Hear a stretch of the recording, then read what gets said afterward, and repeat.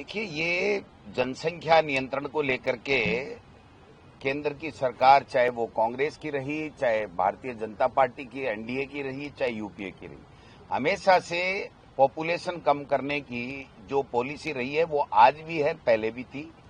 और उसी को लेकर के 91 में भैरू सिंह जी जब मुख्यमंत्री थे तब ये लाया गया था कि पंचायत राज के और नगर निकाय के जो चुनाव हैं वो 2 से ज्यादा 95 के बाद में अगर बच्चे हैं तो 95 के बाद में बच्चा नहीं होना चाहिए, कट ऑफ डेट जो एक निर्धारित की थी। मैं समझता हूं कि उसका उद्देश्य उस वक्त भी यही था और आज भी वो प्रासंगिक है कि जनसंख्या नियंत्रण कम हो और जो पॉपुलेशन बढ़ रही है उसके कारण से जो शिक्षा, स्वास्थ्य, अन्य इंफ्रास्ट्रक्चर, संसाधन, ये जो पॉपुलेशन के हिसाब से कम पड़ रहे हैं और पॉपुलेशन का बोझ उसके ऊपर ज्यादा पड़ रहा है।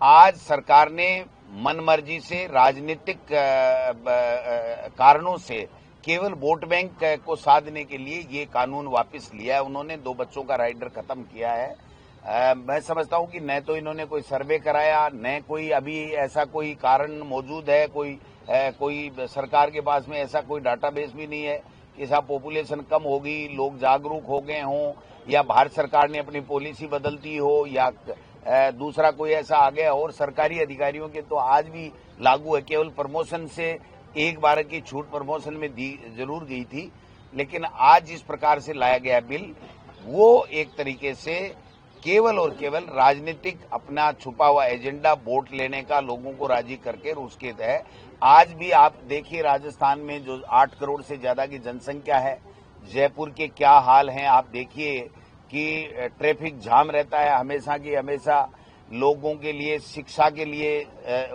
संसाधन नहीं है। हाईकोर्ट हमारे को जो है वो सरकार को डांटी पिला रहा है कि 21,000 करोड़ रुपए चाहिए बच्चों को सरकारी स्कूलों में पढ़ाने के लिए, उनके लिए संसाधन नहीं है, बच्चियों के लिए टॉयलेट नहीं है, बच्चियों के लिए सैनिटरी नैपकिन नहीं है, स्वास्थ्य के अंदर जो रोजाना की रोजाना परेशानी हो रही है, लोगों को स्वास्थ्य का जो अधिकार हमने दिया था उसकी भी धज्जियां उड़ाई जा रही हैं, लोग बीमारी से मर रहे हैं। और लोगों में जो 2047 का सपना लेकर के विकसित भारत का चल रहे हैं और उस विकसित भारत में आप पॉपुलेशन को अनलिमिटेड करने की बातें कर रहे हो केवल और केवल आरएसएस की पर्ची के कारण से। जो कानपुर से पर्ची चली नागपुर से और नागपुर की पर्ची दिल्ली होते हुए यहां आई, इसलिए उन्होंने आरएसएस को राजी करने के लिए सरकार ने ये जो बिल 2 बच्चों की बाध्यता है उसको कानून को समाप्त किया है। ये हमारे राजस्थान के ऊपर एक तरीके से संसाधनों के ऊपर बोझ डालने वाला है, इससे कोई फायदा नहीं होगा। इससे 2047 का उनका जो विजन है वो स्पष्ट आ रहा है कि केवल इनको वोट और सरकार लेने से मतलब है, इनको देश से और देश के संसाधनों से कोई लेना देना नहीं। लीलावत जी ने 3 बातें कही। जनसंख्या जो पहले 3.6 थी वो अब 2 पर आ गई है इसका अनुपात, और पिछली सरकार में जब आपकी पार्टी की सरकार थी मार्च 2023 में कर्मचारियों को 2 से अधिक संतान के मामले में प्रमोशन में छूट आपकी सरकार ने दी, और तेलंगाना के सीएम कहते हैं कि 3 से कम संतान है तो उनको तो चुनाव लड़ने का ये अधिकार नहीं होगा। तो ये तेलंगाना सीएम की पर्ची से काम करते हैं क्या? ये तो मोहन भागवत जी की और आरएसएस की पर्ची से काम करते हैं। मैं समझता हूं कि जो जनसंख्या के आंकड़े हैं, आज बताइए 144 करोड़ हमारे देश की पॉपुलेशन हो गई, आज 8 करोड़ से ज्यादा राजस्थान की पॉपुलेशन है, पीने का पानी नहीं है, गांव में सड़कें नहीं हैं, पढ़ने के लिए सरकारी स्कूल नहीं है, इलाज कराने के लिए हॉस्पिटल नहीं है, हॉस्पिटलों में डॉक्टर और सब सेंटरों में एनएम नहीं है, तो मैं समझता हूं बिजली नहीं है गांव के अंदर, लोग परेशान हैं। और ये 2047 में क्या ज्यादा बच्चे पैदा करके ले जाना चाहते हैं क्या? ये आरएसएस का एजेंडा है, केवल और केवल आरएसएस को खुश करने के लिए, अपनी सत्ता बरकरार रखने के लिए इन्होंने ये कानून में तब्दीली की है। सर, अभी ये शादी का मौसम है, लेकिन कमर्शियल गैस सिलेंडर जो होटलों में चलते हैं सब पर एक तरह से रोक लगा दी गई है, उनका बजट बढ़ा दिया गया, कई होटल बंद होने के कारण। देखिए, सिलेंडर भी बैन कर दिए गए हैं, पेट्रोल डीजल भी जल्दी ही बैन होने वाला है, क्योंकि हमारी केंद्र की सरकार की जो विदेश नीति है, हमारे प्रधानमंत्री जी की विदेश नीति है, वो पूरी तरीके से फेल है।